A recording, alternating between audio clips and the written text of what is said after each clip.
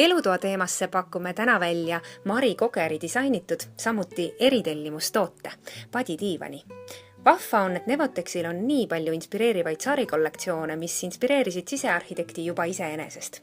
Seal on kanga kollektsioone, mille sarjas mängivad mustrid on erinevas faktuuris või materjalides ja toonides. Ometi on need juba terviklikuks sarjaks kokku sobitatud. Tootmisega sai hakkama Rasun.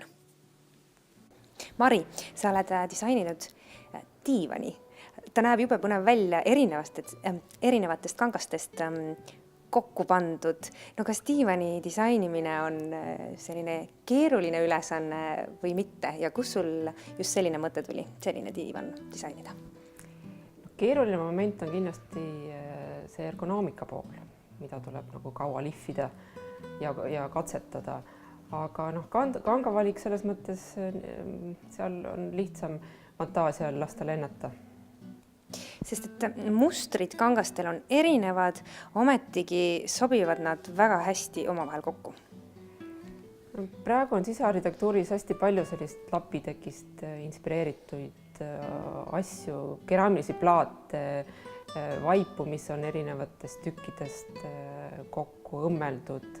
Kõik on selline kirju-mirju ja siis tuligi mõte, et miks see võiks diivan olla niimoodi, et iga osa on hoopis erinevast kangast. Siin on nüüd kanga, mustrid on ruudulist, triibulist, lillelist. Tegu on küll ühe sarja kangaga, nii et need toonid nagu omavahel klapivad ja on nagu korduvad erinevate tükkide peal. No ometi nagu midagi ikkagi peab natukene võib-olla silmas pidama, kui niimoodi erinevaid kangaid omavahel kokku sobitada, et on see siis mingisugune läbiv toon võib-olla, mis on sinu diivani puhul tegelikult märgatav, see sinine ja hall on.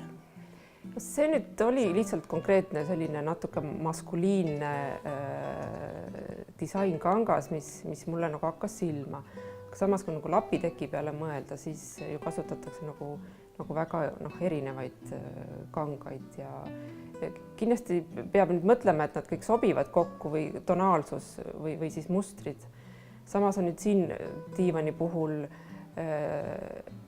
see võimalus, et need moodulid on kõik nagu iseseisvad, et selles samas diivanis saab tekitada nagu erinevaid mudeleid ja kujusid, neid tükke omavahel ringi tõstes, et võib-olla kahekohaline diivan, saab teha nurgadiivani, et selles mõttes need tükid on ka liigutatavad ja saab neid ringi tõstes annab ta jälle nagu uue ilme. See diivan on tegelikult ju suhteliselt sellise ikkagi julge disainiga, et kuhu see võiks sobida, millistesse interiööridesse? Algselt oli see mõeldud tegelikult ühte suvekodusse.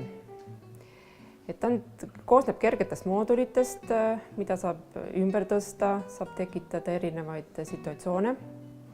Vastavalt siis, kas istutakse oma perega või tuleb külalisi, et seda saab nagu kergel moel nagu ringi tõsta.